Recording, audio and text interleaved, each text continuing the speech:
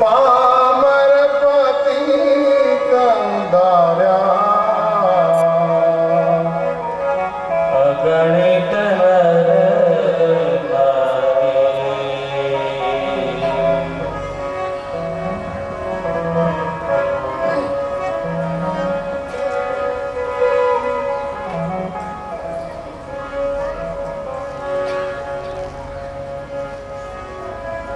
આપણા દેશમાં ભગવાન પ્રગટ થાય છે એટલે આપણો દેશ આખી દુનિયા કરતા વધારે ઉત્તમ છે, શ્રેષ્ઠ છે.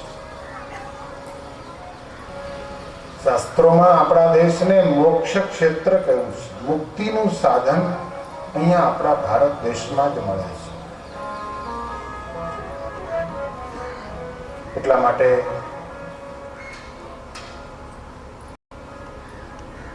ભગવાનના જેટલા જેટલા અવતારો થાય છે એ આપણા આ લોકમાં થાય છે. અને એ ભગવાન એક છે અને અનંત રૂપ ધારણ કરે છે. એટલા બધા એવા સમર્થ છે કે જ્યારે જેવું રૂપ ધારણ કરવાની જરૂર પડે ત્યારે ભગવાન એવા રૂપ ધારણ કરે છે. ક્યારેક પોતાની શક્તિઓ, પોતાનું ઐશ્વર્ય, પોતાનું ભગવાનપણું ક્યારેક ખુલ્લું મૂકી દે છે અને ક્યારેક ભગવાન પોતાનું ઐશ્વર્યને છુપાવી દે છે.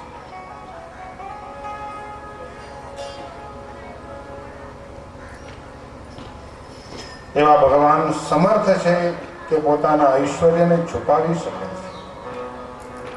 માણસ પોતાના ઐશ્વર્યને છુપાવી શકતો નથી.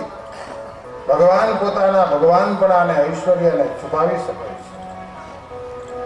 કોઈને ખબર ન પડે કે ભગવાન છે. તમારી આ બાજુમાં આવીને બેસી જાય તોય તમને ખબર ન પડે. એવા સરળ જગત નિયંતા નાથ છે. અને જ્યારે જ્યારે ભક્તોને ભગવાન, જ્યારે ભક્તો આ લોકમાં આવે છે ત્યારે ભગવાન આવે છે. જેવા ભક્તો હોય છે એવા ભગવાન એવા થઈને આવે છે. ભક્તો માટે જ ભગવાન આવે છે. ભગવાનને આવવાનો બીજો કોઈ નિમિત્ત નથી. ભગવાનને આ લોકમાં પ્રગટ થવાનો જે હેતુ છે એ પોતાના પ્રેમી ભક્તોને લાડ લડાવવા માટે છે. ભક્તોની જેવી ભાવના છે, ભક્તોની જેવી ભક્તિ છે, ભક્તોની જેવી શ્રદ્ધા છે, એવી શ્રદ્ધાને સત્ય કરવા માટે, સ્વીકારવા માટે ભગવાન આ લોકમાં પ્રગટ થાય છે. કોઈ એમ કહેશે કે રાવણને મારવા માટે રામ આવ્યા. કોઈ એમ કહેશે કે કંસને મારવા કૃષ્ણ આવ્યા. તો શું કૃષ્ણને કંસને મારવો હોય તો પોતાના ધામમાં, પોતાના સ્થાનમાં બેસી શું એ કંસને ના મારી શકે? કંસને મારવો, એના માટે ભગવાનને આ લોકમાં પ્રગટ થવું એ તો એક કલ્પના છે. એ તો એક લીલા છે. જો કંસને મારવો જ હતો અને એ કંસને મારવા માટે જ જો આ લોકમાં આવવું જ પડે એવું હોય તો એ કંસને જન્મ કોને દીધો?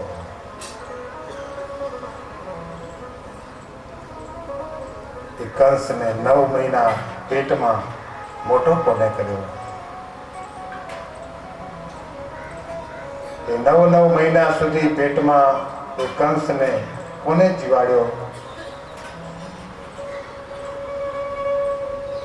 કોને જીવન આપ્યું? કોને જન્મ આપ્યો?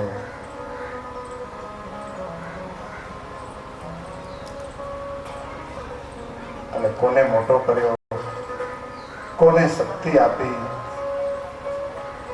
કોને પદ આપ્યું? ઠાકોરજીની કૃપા વગર માણસ એક શ્વાસ પણ લઈ શકતો નથી.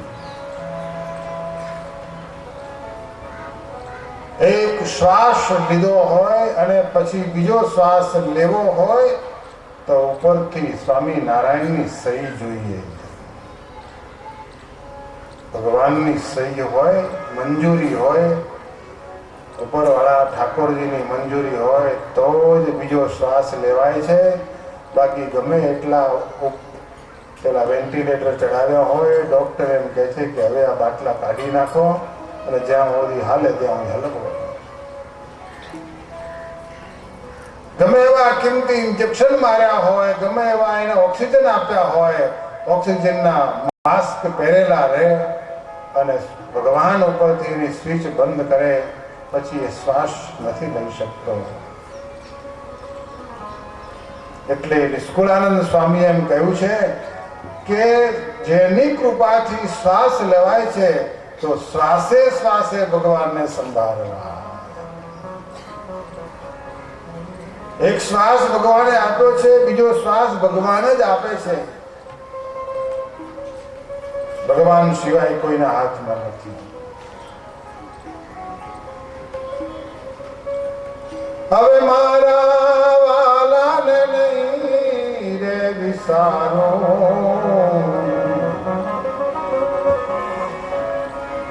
હું તો શ્વાસે રે શ્વાસે સંભાળો.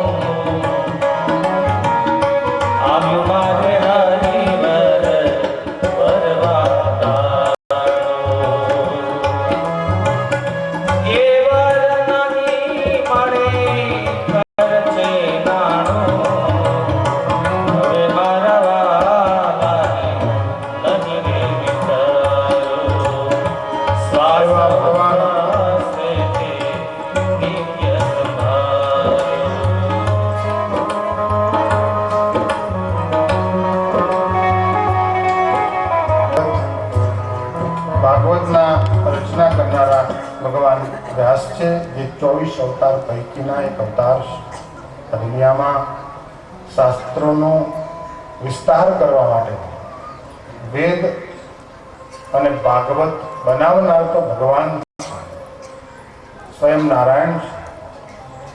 પણ વ્યાસજીએ આવી અને એ વેદનો વિસ્તાર કર્યો છે. ત્યાર પછી એમને 17 પુરાણો બનાવ્યા છે. એક એક પુરાણ બનાવી અને એક એક સ્વરૂપનો ખૂબ મહિમા વધાર્યો છે. એમના માટે મહિમા ગાવામાં વ્યાસજીએ કોઈ કમી નથી રાખી. એકવાર ભગવાન વેદવ્યાસ પોતાના સમ્યક નામના આશ્રમમાં ગંગાજીના કિનારા ઉપર બેઠા છે અને નારદજી ત્યાંથી પસાર થયા છે અને નારદજી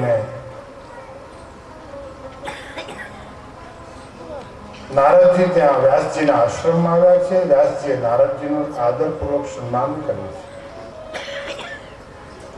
નારદજી સંત છે. સંતની બુદ્ધિ બહુ ચકોર હોય, આકૃતિ ઉપરથી મનના વિચારોને જાણી જાય છે. નારદે વ્યાસજીને એમ કહ્યું, હે પ્રભુ, આપ કેમ ઉદાસ છો? ત્યારે વ્યાસજીએ એમ કહ્યું કે નારદ, શું તને વાત કરું? મેં આ 4 વેદ બનાવ્યા, 17 પુરાણો બનાવ્યા, પણ હજુ મને કોઈ સંતોષ થતો નથી. કેમ કે મેં વિસ્તાર એટલો બધો કરી નાખ્યો છે, જ્ઞાનનો એટલો બધો વિસ્તાર કર્યો છે કે એ વિસ્તારને કોણ એનો અનુસરણ કરશે એ મોટો પ્રશ્ન છે. અને ખરેખર વ્યાસજીએ પથારી એટલી બધી લાંબી કરી દીધી છે કે પથારી પાથરવામાં જ હવા પડી જાય એવું છે. ઊંઘવાનું ક્યારે? પુરાણોનો એટલો બધો વિસ્તાર કર્યો છે, વેદોનો એટલો બધો વિસ્તાર કર્યો છે કે માણસ એમાંથી કઈ તત્વ સમજી જ ન શકે. એટલો બધો લોકો પાસે સમય નથી. વિસ્તાર કરવું એ વ્યાસનું કામ છે, પણ વિસ્તારની કોઈ લિમિટ ન રહી. વિસ્તાર જ કરી રાખ્યો, અર્થનો અર્થ ને અર્થનો અર્થ ને એમાંથી અર્થ ને. પહેલી ગલીમાં બીજી ગલી છે, બીજી ગલીમાં ત્રીજી ગલી છે, ત્રીજી ગલીમાં ચોથી ગલી છે. અમે પ્રોગ્રામ જોવા ગયા હતા ને તો એમાં એક કવિ ગાતા હતા, ત્રીજી ગલીમાં ત્રીજી ગલી છે, ત્રીજી ગલીમાં ચોથી ગલી છે. હવે ગલીઓ ચાલુ રહે ને તો અમારા પેલા બળદેવભાઈ છે ને, પેલા નેતા એવા હશે કોઈ બોલતા. એટલે આ ભાઈ આ તો ચોણે તારો રસ્તો આવશે કે આ ગલીઓમાંથી ક્યારે બહાર નીકળશો? નકરી ગલીઓ જ આવ કરે છે. 5મી ગલી ને 6મી ગલી આવી. અરે કાકા ક્યારે પૂરતું તારી ગલીઓ? ત્યારે કલાકારે એમ કહ્યું કે ગલીઓ ચાલુ જ રહેશે જ્યાં સુધી રસ્તો નહીં જડે ત્યાં સુધી. બાકી આ ભૂલ ભલામણી ગલીઓ છે. આપણે ક્યાંથી નીકળ્યા હતા અને ક્યાં નીકળશું એની કોઈ ખબર નહીં. એટલો બધો વિસ્તાર થઈ ગયો છે.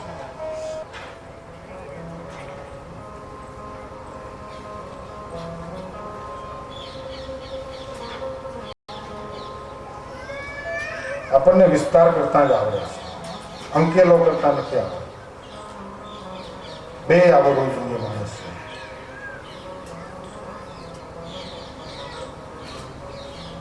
વિસ્તાર કરતા આવડવું જોઈએ અને સંકોચન એટલે કે બંધ કરતા આવડવું જોઈએ. એ બુદ્ધિશાળી છે.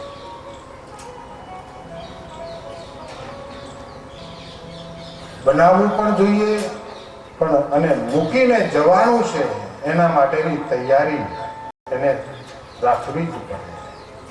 ગમે ત્યારે છોડીને જવાનું છે. અમારે તો કાયમ બહારગામ ફરવાનું હોય ને થેલો બહાર જ પડ્યો હોય, પૂછા મૂકી હેડતા થઈ.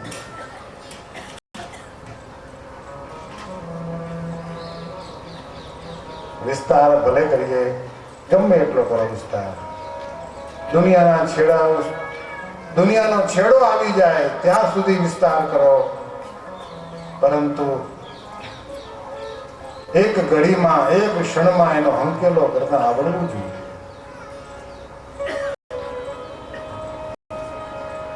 જો હંકેલો કરતા નહીં આવડે તો પછી એનો હંકેલો કરવા માટે પછી નાળિયેરમાં જવું પડશે.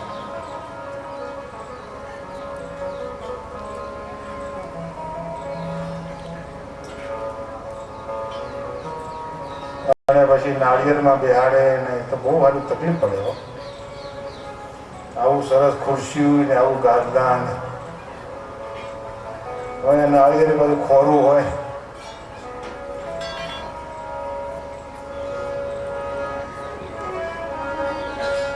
ભાગવતમાં વ્યાસજીની કથાનું લખ્યું છે, પણ વ્યાસજીની કથા નથી. આ કથા આપણી છે. આપણે વિસ્તાર જ કરવામાં સમજીએ છીએ. બસ 1 નું 2 કર્યું, 2 ના 4 કર્યા, 4 ના 6 કર્યા, 6 ના 8 કર્યા, 18 કર્યા, પરંતુ એમાંથી પાછું વળતા ના આવડ્યું એટલે પાછું એમ ને એમ અધૂરું રહ્યું.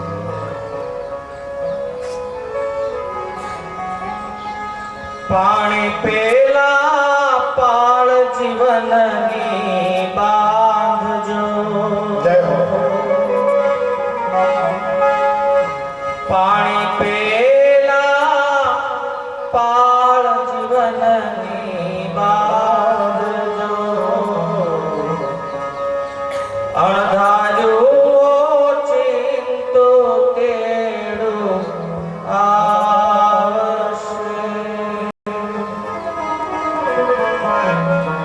જોત જોતામાં સમય એનો થઈ જશે.